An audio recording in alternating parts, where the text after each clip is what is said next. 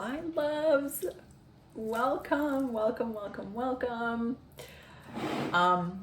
This is going to be the first of many video coffee chats. Got my coffee here. I'm not gonna lie, it's almost empty because I'm filming this like right before launch day. And I really just wanted to touch base with you guys and have this up for you guys as a coffee chat. So I'm going on no sleep right now, which is what we're going to be talking about today. And this is really just the invitation and opening setting video, essentially, of how some of this community's content is going to be taking place. So those of you who have followed me on Instagram for whatever amount of time know that at least for the bulk of 2021, I have been creating content where I do more or less coffee chats. And so I show up online and I share a little bit of a story, that kind of, that we can all kind of relate to. And it's over my love of coffee, which I explain in the welcome intro video over here on Patreon. If you guys haven't watched that yet, I definitely suggest you check that out. And we'll get more into it as, the community grows and that sort of thing. But I love coffee and I love to talk. So this is going to be a lot of that for sure. I had the choice, of course, to do written letters to you guys. And then I thought, you know what? No, I really want to keep this in the video format for the most part because I love video and I want this to be an extension of those stories that I was creating on Instagram. And so what's fun about the community and how it's going to take place and how these weekly coffee chats are going to go is it's really a space for me to be able to show up even more vulnerably and even more candidly and authentically. All of those things: vulnerability, candor, and authenticity. And I think in that regard, I'd invite you to do the same in as much as you feel comfortable doing so. My goal is for us to really create a safe space to be able to do that together, because that is the bulk of what makes relationships feel really, really good, and where we feel really seen is when we can feel comfortable and allow ourselves to share in full candor. And I, as the facilitator, the host, the creator, the co-creator, as this group comes to life, you guys are going to be so integral in bringing the content and how this space takes shape, for sure. But I know that also my role in this is to really be able to show up with you guys and share in vulnerability too. And I love being super candid. So it definitely makes me happy to know that there's finally a space where I can do that and that it's safe. So welcome. The first thing, that was like my second to last sip. It's like almost done. The first thing that I want to talk to you guys about essentially is something I've been kind of going through this week, and I thought it would be a great conversation opener. And it's really all about just being the modern woman, and whether you're a mom, this will touch on motherhood or not. I'm sure at some level you're going to be able to relate, especially if you're in a long-term relationship.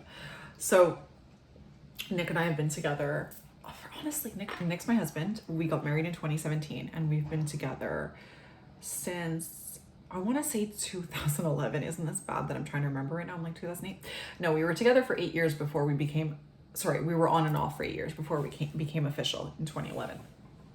And in 2011, I didn't know that we would end up together, to be honest. Maybe a bit naively, I don't know. I just had no idea. There was no commitment. It was like on and off, like hooking up kind of thing, to be honest with you.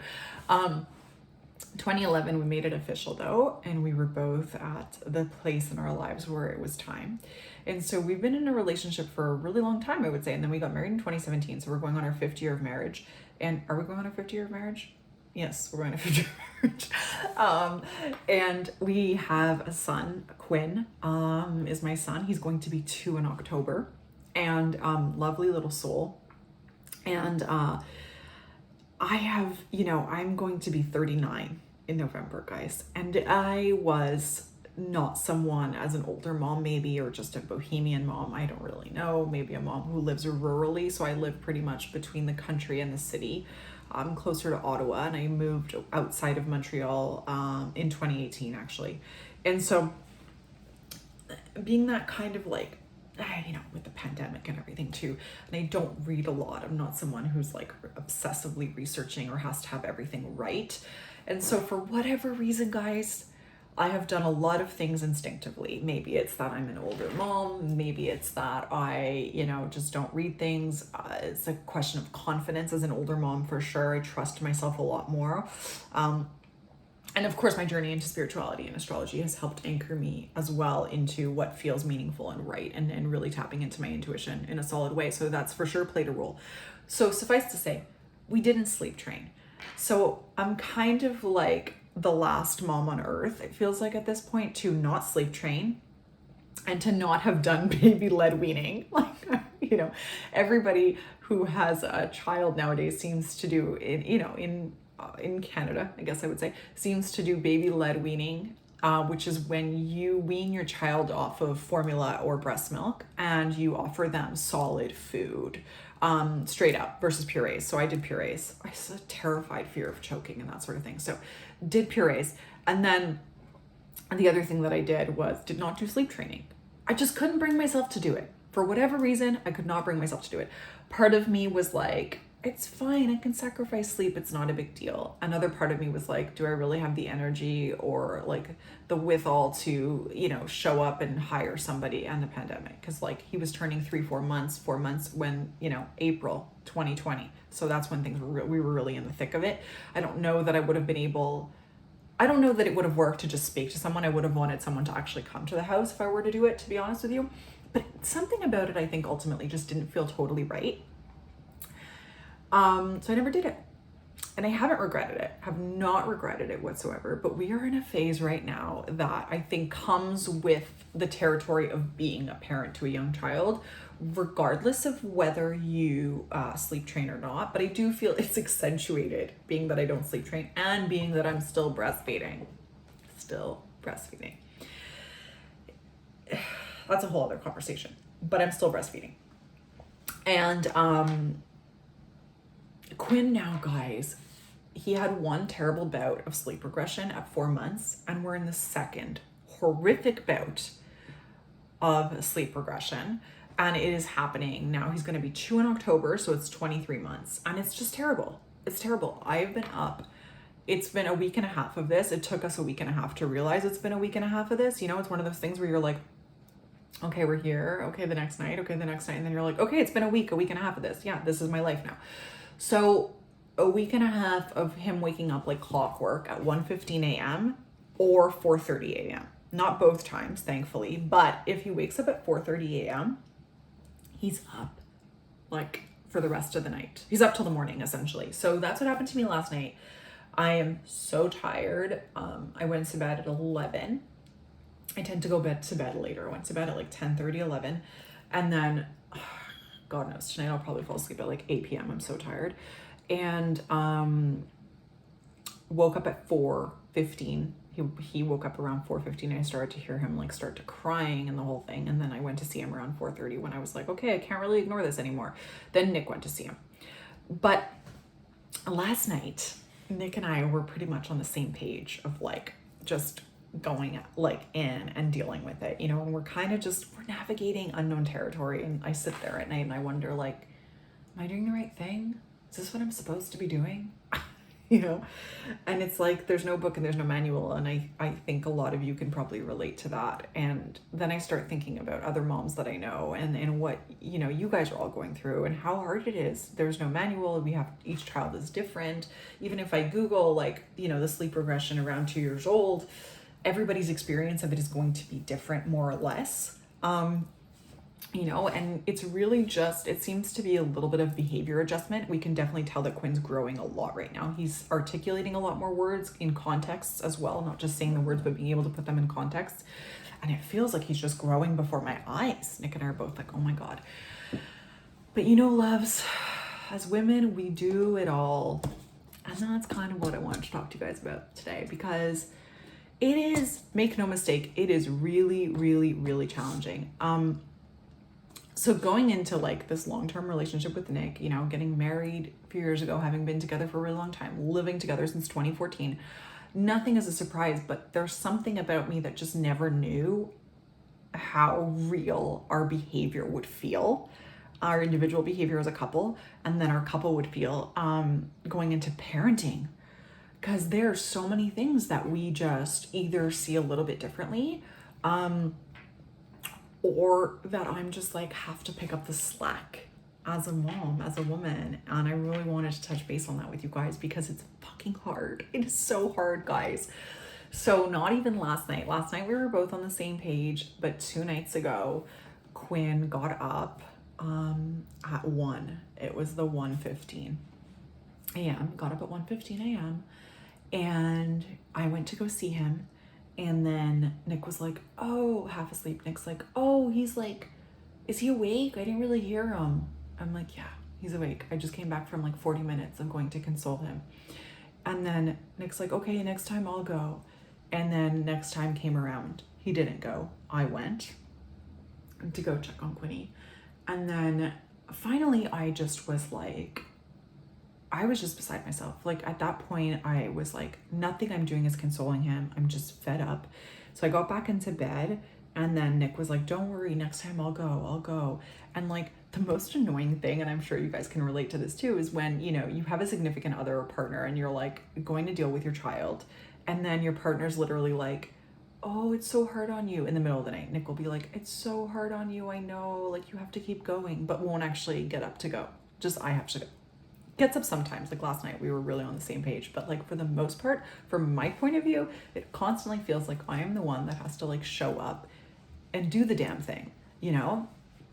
And so I just got back into bed and then had to listen to Nick being like, I'm gonna go next time, like, oh, it's so hard on you, but not actually doing the legwork.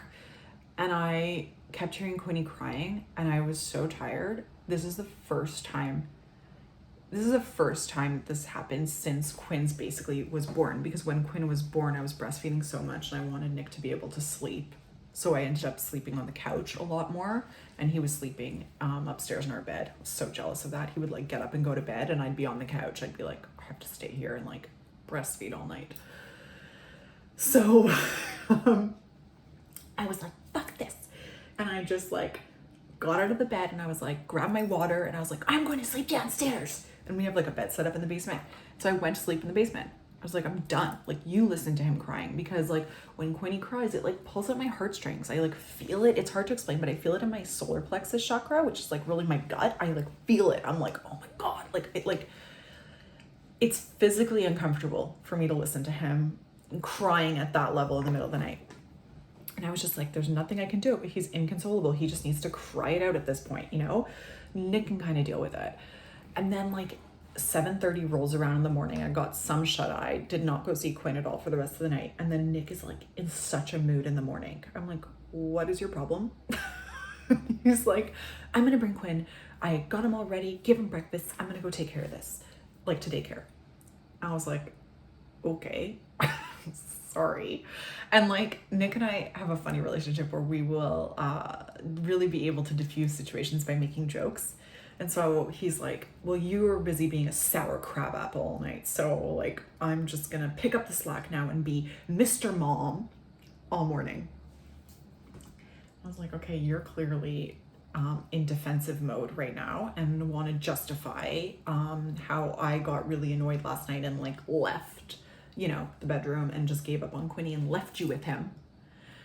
And so it was a really annoying situation. And to be honest, I wanted to tell him in the moment to be like, no, I'm going to bring him to daycare. Like, I do drop off, I go get my coffee. It's our routine. Like, how dare you, you know? Like, I'm the one that got up and was so tired that I just needed to like shut out the noise and go downstairs and go sleep and get some sleep for once in a while.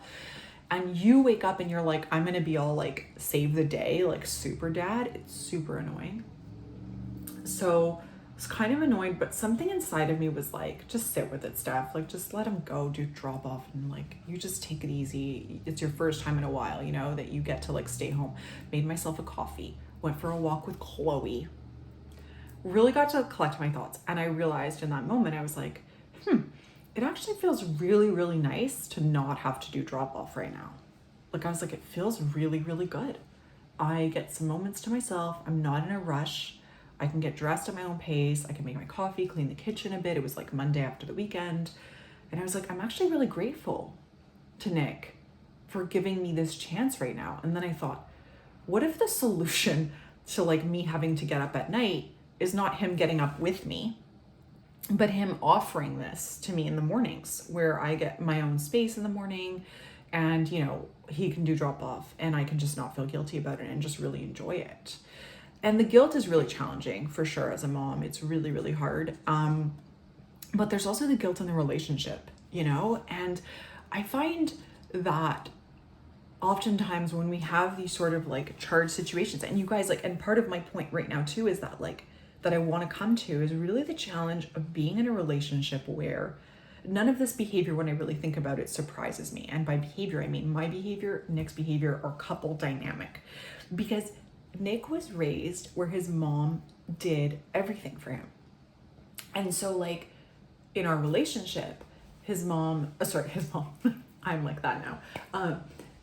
I do the dishes, I make dinner, I'm responsible for making dinner, I'm responsible for doing the laundry, I'm responsible for cleaning the house. It's like this unwritten thing. And when I go out and I socialize with new moms or moms in general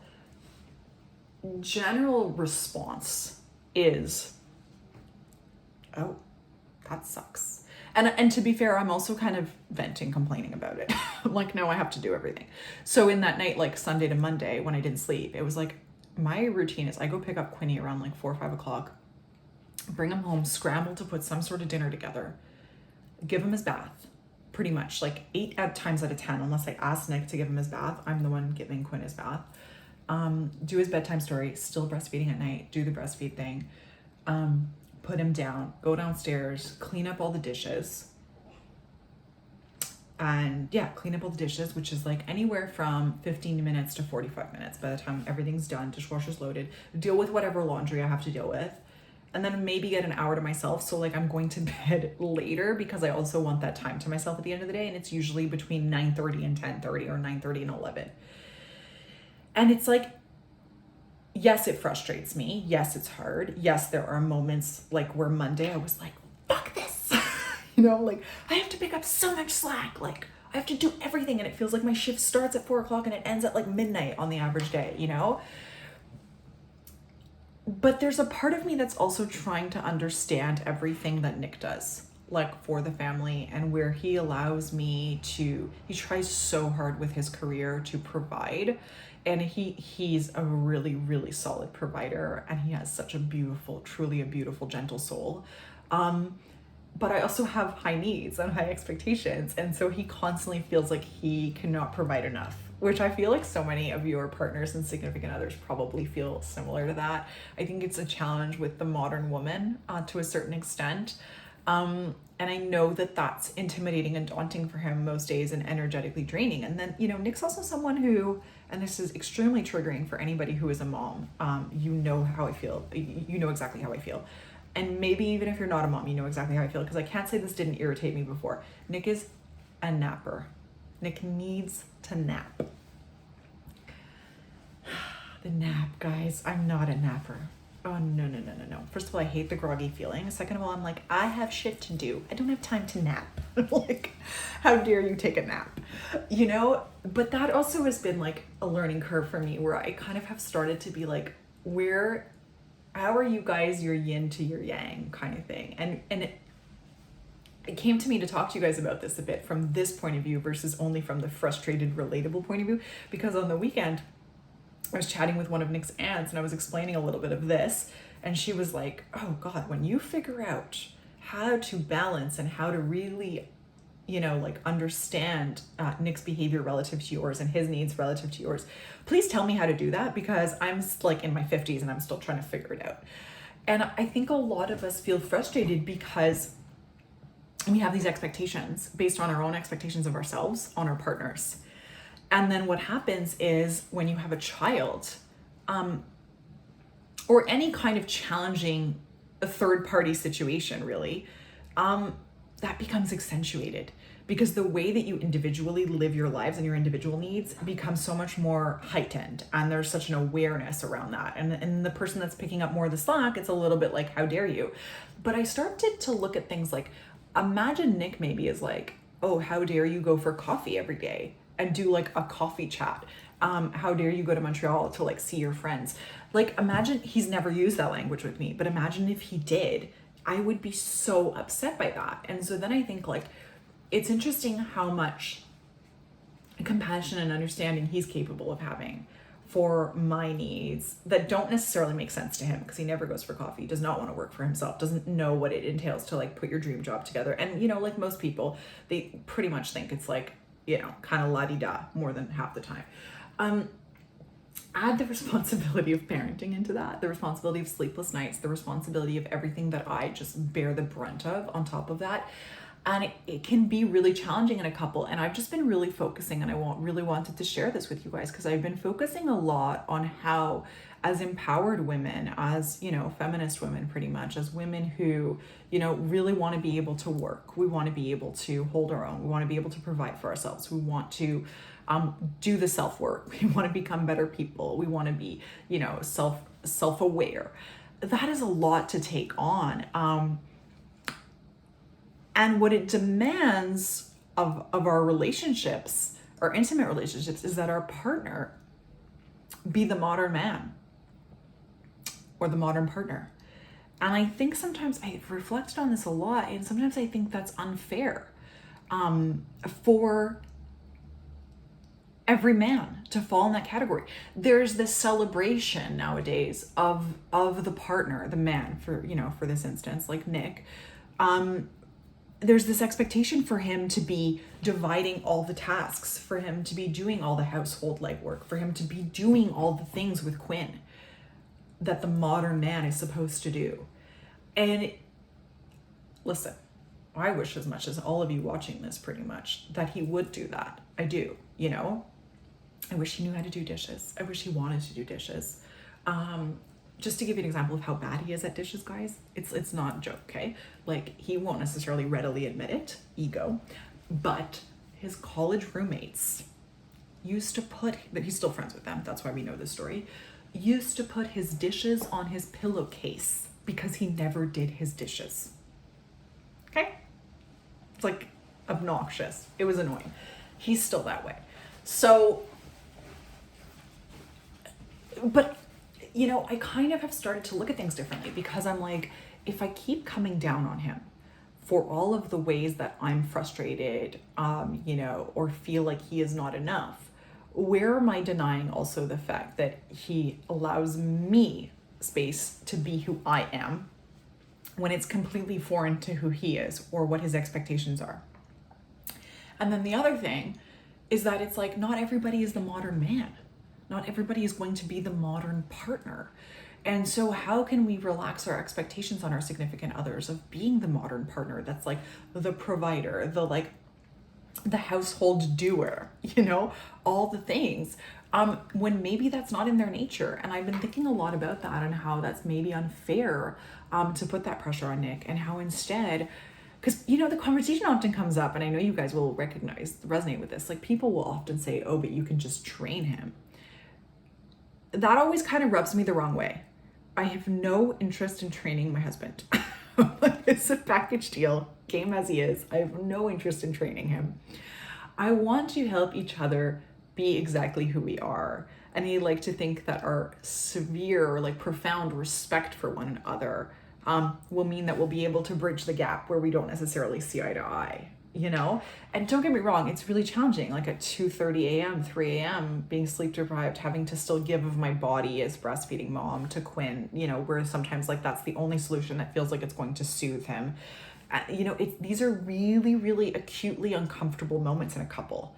And in a relationship, and there's a lot going on. There's a lot of moving parts. You got the crying baby, you got the mom-son relationship, you've got the breastfeeding bond, you've got the partnership between Nick and I, our relationship, our romantic relationship, you know, you've got his dynamic with Quinn.